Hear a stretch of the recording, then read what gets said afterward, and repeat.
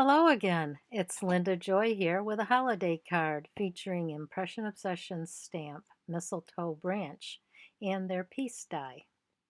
I love this stamp. There are so many ways to use it. It's a great size image for standard size cards or for larger cards. It can be used as a single image or repeated, as I did in today's card. I've also used this stamp for fall branches with orange berries on it, and in the springtime with white. The paste die is one of my go-to favorite dies for so many year-round occasions. In today's video, I'm going to show you how I color with Arteza Real Brush markers, and then add depth and dimension and highlights with Polychromos colored pencils. As always, a full supply list is in the video description box below. So let's get to it. For the first part of my coloring, I'm going to be using the Arteza Real Brush markers. As you can see, I had already stamped the image several times across the top of the card with Distress Evergreen Bow ink. I like these distress inks for no-line coloring because when you start to color, the lines fade away when you add the ink or the pencil. I had already done some of the card before I decided to make this video, but I will be showing you all of the steps in the rest of my coloring. I'm using the Arteza Real Brush markers now, and I picked out 4 shades of green, and I'm starting with the lightest shade here, and I'm just coloring a few of the leaves on the mistletoe with the light color. Now, you'll notice the fine point on these. What I love about Arteza markers is they have a lot of color in them and a lot of depth.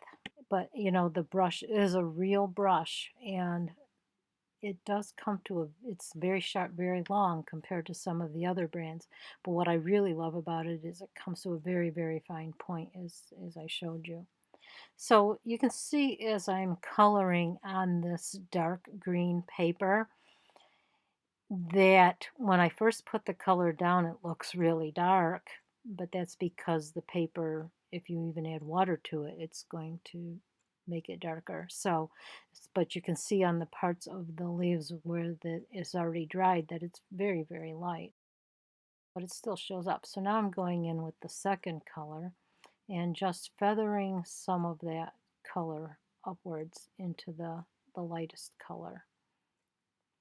And again, it's going to look a lot darker, so that's why I'm doing a few petals or a few leaves at a time, because then by the time I get to the last one, the first one should be fairly dry and I can see what the true color really is.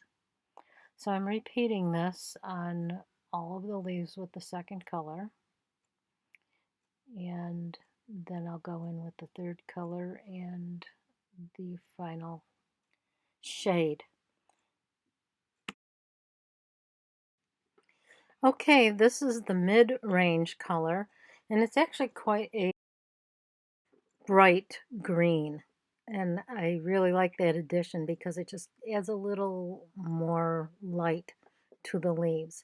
So you notice how I'm just going back and forth with colors now to blend them with each other. So I just put some of that darker color. Now I went back to a little bit lighter, and then I'll go lighter yet, and just keep blending back and forth like that to get the right shading that I want on these images.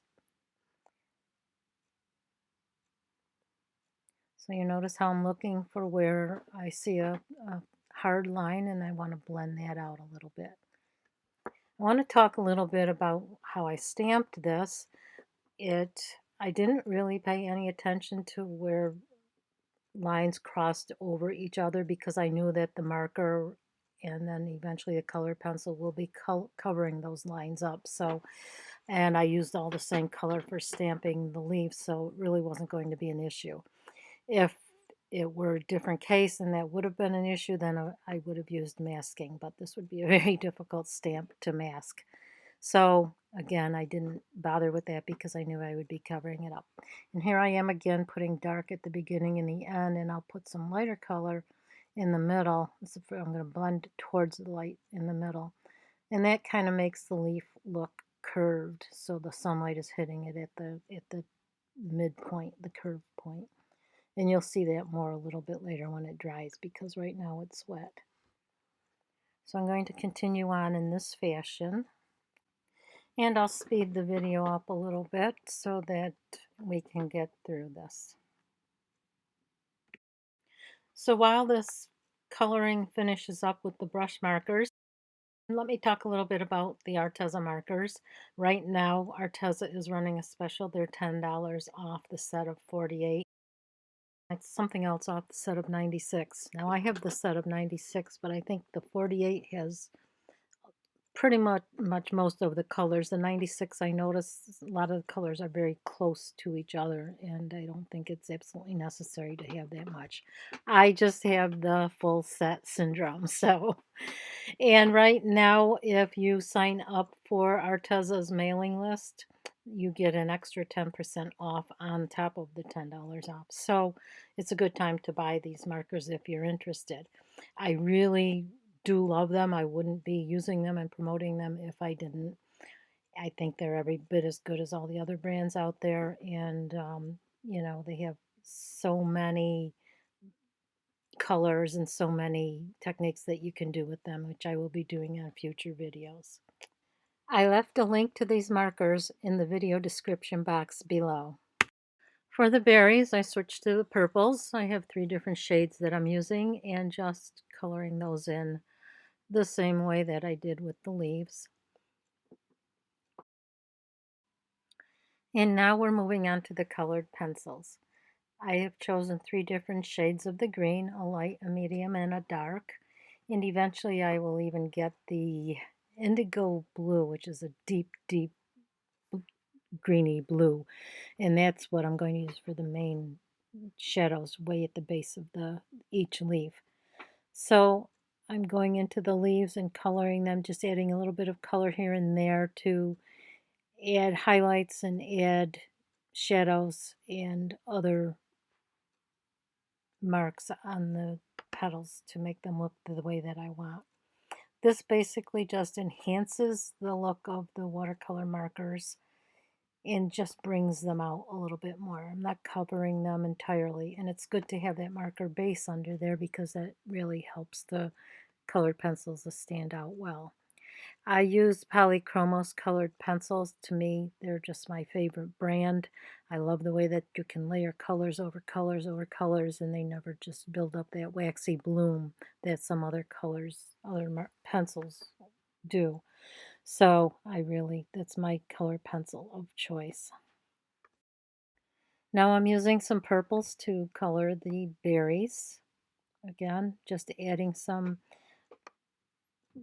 of the pinker purple to some highlight areas, and then going back in with the dark purple, and then I'm going to be coming in with some white for the true highlights on them.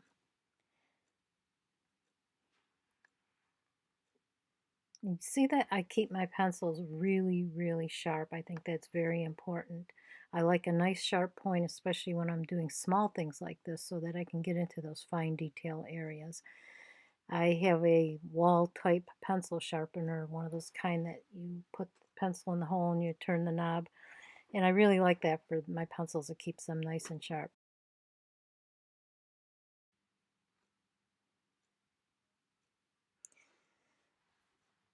Here you can see me going in with some of the white colored pencil now, and you can see that highlight that puts on there. If you'll notice, that just really makes those leaves come to life. So now we're on the last leg, on the last branch of the card, and you start the process all over again with the markers and then the pencils.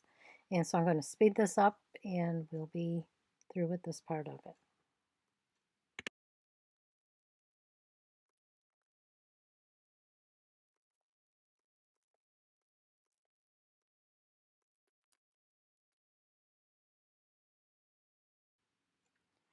You see me adding some purple to the leaves here.